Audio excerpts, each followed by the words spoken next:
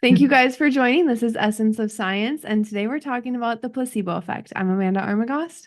And I'm Dr. Abbasi for Essence. Placebo is a very interesting science fact and medical fact. What do you know about placebo, Amanda? I love the placebo effect, actually. I'm really happy to know about the placebo effect. I think Cassandra and I were talking about it today. Isn't the placebo effect like 33-ish% you're likely to pretty You're much very like, well informed. You're well informed. And yeah, for pain and anything that has with feeling, like sleeping pill, pain medication, muscle relaxant, anything that is direct on the direct control of our nervous system, yeah, up to 33, 35% which is is insane placebo. because a lot of people don't really realize 33% is one third. Like, it doesn't sound like that big of a number, but when you break it down to fractions, one third, one in three. So if you have three pills in front of you, one of them can be a sugar pill, and you probably would still have the same results. Well, statistically, it doesn't exactly work that way.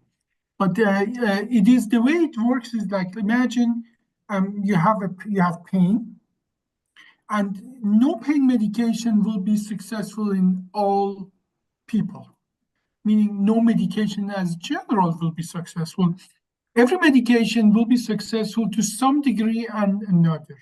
Now, if obviously you have to define what success means, like you may consider success is your headache goes from 8 to 2. If it goes from 8 to 6, you don't call it success, and so on and so forth. But once you have defined what success means, then you have to give it to random people and who have, you want to try make it and test them, and then you see how much effect does it have? Like, does it affect 55% of the people, or does it affect 5% of the people, or does it affect 95% of the people? Okay, meaning that you have success in 95%, 50%, or 5% of the people. Hmm. Now, what we found out is that there, in certain situations, things that we don't believe they should have any effect at all, they have, because patients think they have an effect. And that is what that means is that from, let's say, a medication is 95% successful, 33 to 35% of the effect of the people there would as well get better if you would give them sugar pills and tell them it's a headache medication. So where does, maybe we can talk about it later, but where does optimism versus pessimism come into play Huge, with? huge effect. We will definitely discuss that pretty soon here.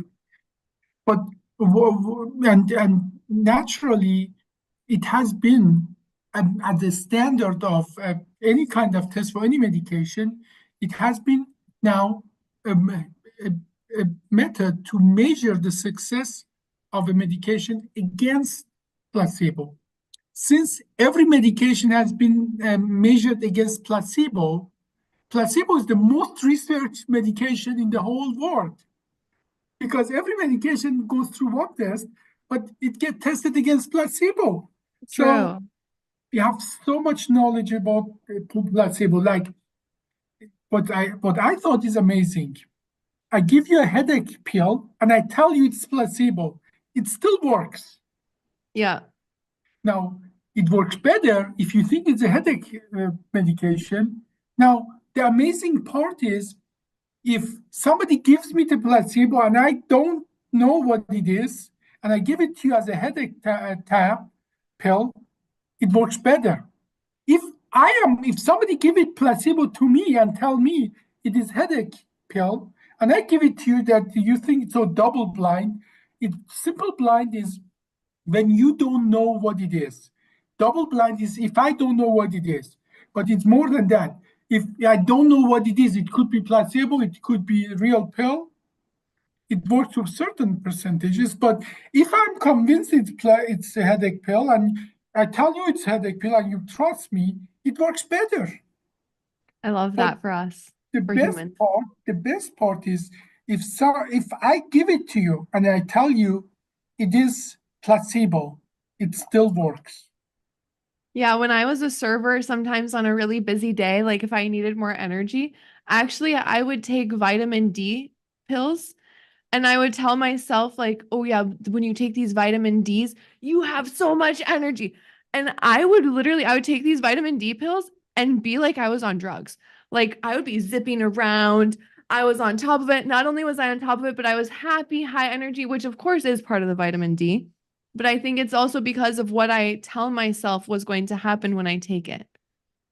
And the effect of mindset, it is extraordinarily in any kind of not only medication, in any medical setting, but as well in any actually situation. Even if it's we're talking about serious things, like I do this very complex surgery on lots of people in a bad situation that nobody else wants to touch them because they are um, older, they have comorbidities and so on. One of the main things I try to figure out is how badly do they want to get better and get back to their lives? Mm-hmm.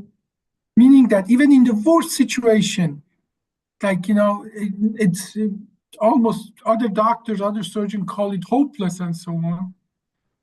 I think their level of motivation is the one of the most important factor, and that is not I would say that's not surprising that many of the medication that we use to treat pain, we call them adjunctive medication or supportive medication. We call them there are medication that actually enhance the mood of the people, like antidepressant and so on. So it seems that um, our brain, the status of the activity of our brain, how motivated we are, uh, not only affect our daily activity, our healing process, but as well the effect of medication. What that means is that you telling yourself that it's going to give you lots of energy is not mumbo jumbo. It is going to give you more energy just because you are telling that to yourself and you're convinced of it. So, So does that mean that with the placebo effect that it could go the other way? Like I think right now we're getting to the optimism pessimism part of the topic. Like if let's say I'm a huge pessimist and you give me I have a headache and you give me a pill and I say to myself, pills don't really work on me. I'll take this, but it's for nothing. Even though it is the best headache pill out there and it should work you're because I told absolutely right myself it about that. won't. Is that like a reverse placebo? Is there a name for it? Absolutely, there's a reverse placebo. The best test I know of is actually, and for the pain and the mood and so on, this is well researched, and that the highest, that the 35% you're talking about. What about if I told you placebo has an effect of cancer, which most of even my colleagues would dispute that placebo, I mean, if you have cancer, you give placebo, they will die, and so on. Well, it doesn't have as much effect as like in pain and so on. But let me tell you about this study. It's a very old study, very good study. And like lots of good things, I believe it's come from University of Austin in Texas. Well, they gather a bunch of college kids, and these studies are mostly done on college kids because they are available. They're in the university. They put them in a room and they uh, fill out a questionnaire. Based on that questionnaire, they divide them in optimist and pessimist. And we know, um, you know, uh, uh, any random group of people, you will have optimist and pessimist. Like you would be in the optimist, I would be in pessimist group if they would do Right. that questionnaire with us. Now they show them a short movie or short video which is open-ended.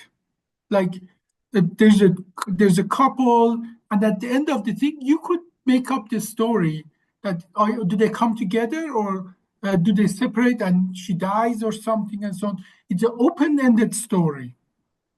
And then they fill out another questionnaire. Obviously, the optimist, they opt for they come together, and the pessimists know she dies, and they don't come together, and so on and so forth.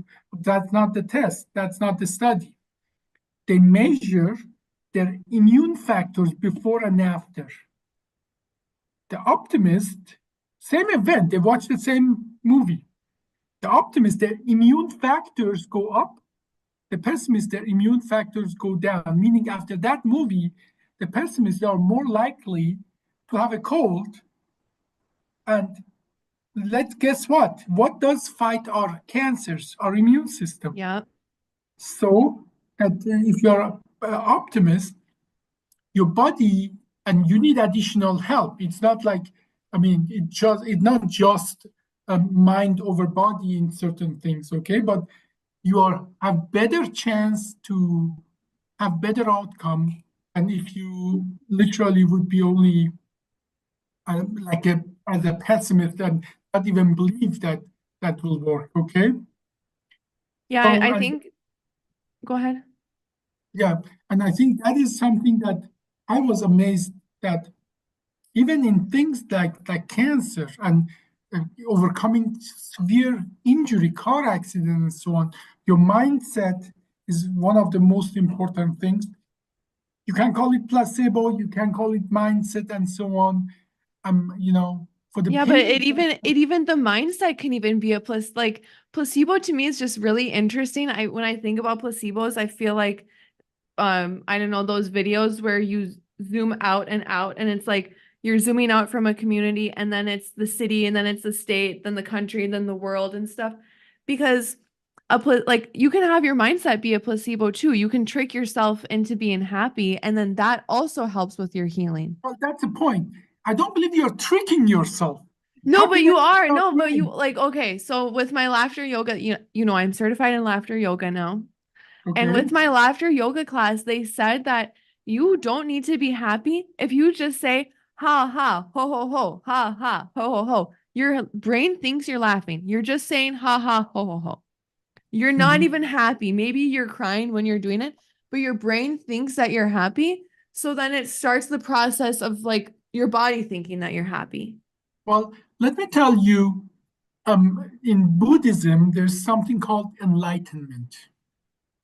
It is a very evasive kind of word, but it is to be more, this is how I understand it. It is to be at peace in your mind, Yeah. be at peace with existence and the universe.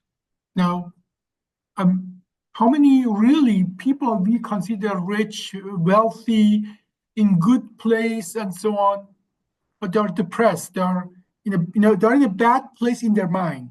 They Yeah. have everything they need. And you go to India, this person sitting on the corner of the street, they have nothing but a piece of cloth on their loin, and they meditate and they're at peace. They don't even know when they are going to have the dinner or if they are going to have a dinner, but they meditate and they're at peace because the brain activity is give them the same joy that maybe for somebody else a medication or something else would say. We live at the end of the day. We live in our brain. Yeah. You're not you believe you're seeing me or you're hearing me, but at the end of the day, your brain is only listening to those electrical activities that is generated from your eyes and ears and so on. Everybody lives in their own brain. Mm-hmm. Now, let me tell you a story. There were these monkeys, and we don't do those studies anymore, but they literally put a small little electrodes in the brain and make them, they can, give themselves electric activity in a very special area of the brain that makes them happy. Same like cocaine. So practically that electric activity. So if you are listening to that, I'm not going to tell you where it is because some people may think they want to go to their kitchen and put an electrode in their And those brain. people are so dumb they can't just Google it or what? Yeah. But however, but so and then they made it that the monkeys could go in one room eat or go to the other room They had to decide. They couldn't do both. They could eat or give themselves electric activity. They starved to death because they would prefer to push the button and give themselves electric activity in that place than to eat. Well, and that practically what they are doing, they're activating a certain area in the brain. Now, let me tell you what enlightenment is. Enlightenment is that you control your brain, that it gives you that pleasure that the monkey got from electric activity or another person got from cocaine. You activate those areas of your brain with your pure will and meditation, and you are so at peace in your mind. And because it is all natural, you cannot overdo it. Our Yeah. body has safeguard. It's not like addiction to cocaine or heroin and so on, where you can overwhelm the safeguard of your body. It is all internally generated. By the way, that is why cocaine and heroin work, because there are receptors of that in our brain that they get activated. Nothing says that with sheer will and meditation and being able to control that, you cannot generate those signals that gives you happiness. And guess what? Like all natural things, you cannot, or it's much harder to overdo it and overwhelm your system. Well, they And have a name for it, runner's high. yeah, yeah. You Well, just naturally and, release those. and the runner, I guess, they get produced noradrenaline and other, other hormone and so on. But they are still depending on some external factor. I'm telling you, there's good evidence that all of that can be introduced, produced, and controlled all internally by pure willpower. Okay, it's not easy. I'm not going to tell you it's easy, because if it was easy, I would do it for myself. But no, and that is how placebo works. Placebo make you really believe in your brain that something is going to work, and it activate those paths that the actual pill would activate. And that effect for pain, especially for pain, is up to 35%. So, which is mind-boggling for me. So for somebody who understands a lot of this, it's mind-boggling that every pill, like 35% is placebo. For a medication to get really approved, you need to be only 5% or 8% above placebo. So if you make a medication that placebo treats 35 of them, but the other medication treats 43% of them, you already have a fantastic medication. So you don't even have to be high above the placebo to be really have a successful medication. Does placebo Now, work for animals? Because I'm thinking when I give Lily a pill, I always hide it. So she usually doesn't know that she's taking a pill. So, but like I can imagine that a placebo would work for an animal if it was, I don't know, if maybe it wasn't something related to medicine. okay, well, let me tell you a story and this story as well involves an old man and a young girl. A long, long time ago, a scientist who thought his life is wasted and there's nothing else to be now for him out there, fell in love with a very young woman in cold Russia. And that gave him a huge boost of energy. He If this is about reacted. Pavlov, Yes, it is. I don't like this guy. No, you don't like this guy, but this is the story. It's not about liking him or not, but what he did, he put literally a tube in the stomach of the dogs, and then literally every time the food would come, he would ring the bell. Well, then that measure how much acid their stomach would produce. And it makes sense when they see food, more acid, they need to digest it and so on, with the ringing the bell. But then he just rang the bell. So, and they still produce as much as. So your question, does it work with animal? Yes, if they get something, you behave in certain way, you give them a pill, and that pill has an effect in them, and then you take that pill away, you just pretend you're doing that, or you give the pill that is not the same. Yes, it works even in animal, and Pavlov Okay. proved that 120 years ago. So Wonderful. why don't you like Pavlov? Because of what he did to the dogs, like it's actually pretty dark. And I'm not going to get into it right now. We can talk about it later. But he pretty much abused these dogs and he was happy to do it. He even, like, there's a quote from him that said something along the lines of, I'm going to slice these dogs up. Like he was happy to do it. And didn't he do all of this stuff to these dogs like surgically without anesthesia?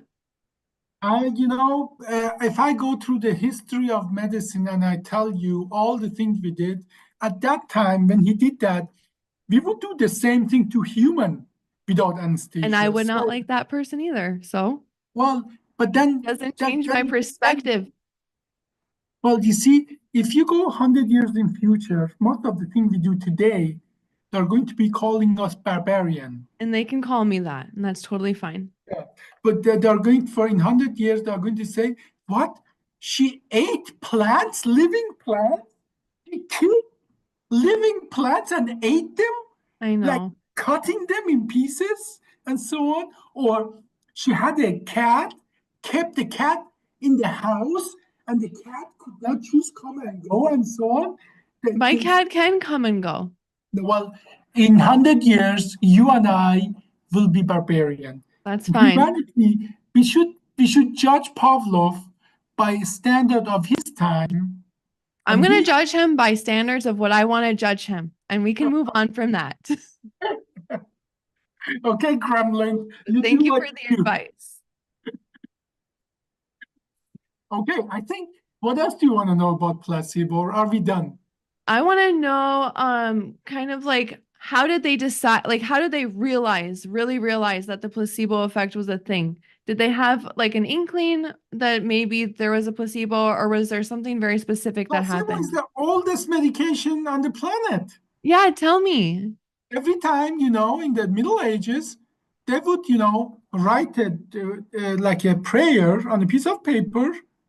They would make you eat the piece of paper or rub it against your skin, and certain people would get better because they Okay. believed that it worked. And long before that, you know, uh, people had the idea that certain food would have certain medical properties. Some of them did, most of them didn't. But see, 33% is such a high rate of success. I know.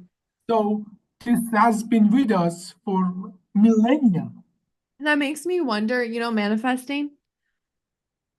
Well, yeah, If manifesting is kind of like related to the placebo effect in some way, because and we what? have as well another word for that, self-fulfilling prophecy. Yeah. All of that goes the same direction. Yeah, I love the placebo effect. I Cassandra was just saying upstairs, she'll probably be happy that I said this, that every time she does something that she's like takes something new that she's a little bit hesitant about, she goes, I have 33% working for me. Like no matter what, I still have this 33%, so might as well try it.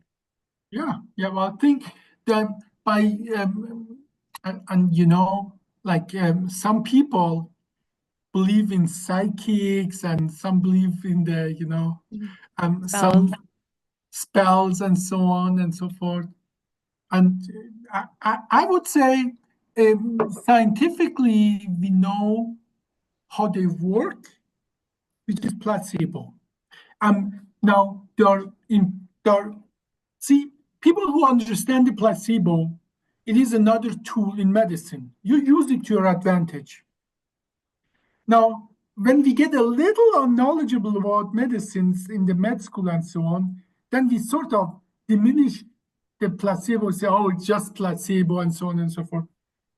But once you get really experienced and knowledgeable, you use it to your advantage. Like we know an IV medication, if you just give water or normal saline IV, and you tell them it's a pain medication, IV works better than pills. Interesting. Okay, or uh, but because of that, we know as well, if you give the same medication, exactly same medication, that makes no difference in the absorption and so on. If you give it IV or pills, IV works better.